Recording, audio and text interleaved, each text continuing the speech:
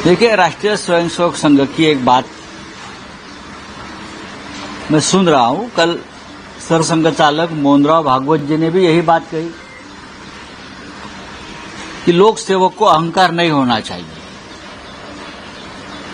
लोक सेवक को अहंकार नहीं होना चाहिए। लेकिन 10 साल में हमने देखा इस देश में सिर्फ अहंकार ही अहंकार है। अहंकार है, ईर्ष्या है, बदले की राजनीति है, मिसयूज ऑफ पावर है, और ये सब बीजेपी की मातृ संस्था आरएसएस देखता रह गया। 10 साल में हम सभी लोगों ने आरएसएस से बहुत उम्मीद रखी थी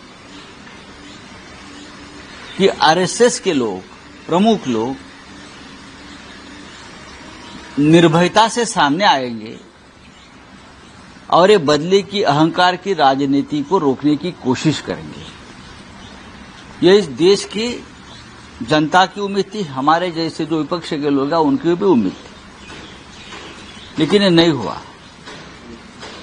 जब आपातकाल आया था 1975 में इंदिरा जी ने, तो बाला साहेब देवरस आरएसएस के सरसंघ चालक थे और सरसंघ चालक ने उस तानाशाही को उस वक्त विरोध किया था और उनको जेल में डाला गया था।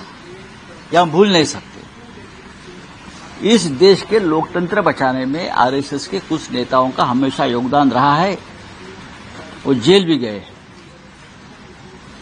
लेकिन 10 साल में हमने बहुत विपरीत देखा। जरूर अहंकार को अगर किसी ने रोका है, वो जनता ने रोका है। अहंकार की राजनीति को जनता ने रोका है। हमें यह अपेक्षा है आरएसएस से, आने वाले दिनों में आपका यही रुख रहेगा और जो सत्ता पर बैठा है अहंकार की शिरोमणि, आप उनको जल्दी ही उस सत्ता से दूर करने की कोशिश करेंगे। हमें विश्वास है कि आप ये कर सकते हैं। देखिए, देवाचा न्याय काय असतो, आम्ही जनतेला जनार्दन म्हणतो। जनता जनार्दन यही भगवान है, यही लोकतंत्र का भगवान है, सब कुछ है। अगर आपने भगवान के सामने जो चोरी की है कुछ सीटों की, लगभग 30 से ज्यादा ऊपर सीटें ऐसी है जहां बीजेपी हार गई है। डरा धमकाकर इलेक्शन ऑफिसर को आपने उस पर विजय प्राप्त किया है। वो कोर्ट में मामला जाएगा। तो बीजेपी पूरी तरह से हार गई है। मोदी जी हार गए हैं, अमित शाह हार गए हैं, वाराणसी में नरेंद्र मोदी हार गए हैं, और भगवान सब देख रहा है। आप अयोध्या हारे, आप चित्रकूट हारे, आप प्रभु श्री राम की भूमि नासिक में हारे, आप रामेश्वरम में हारे, आप रामटेक में हारे।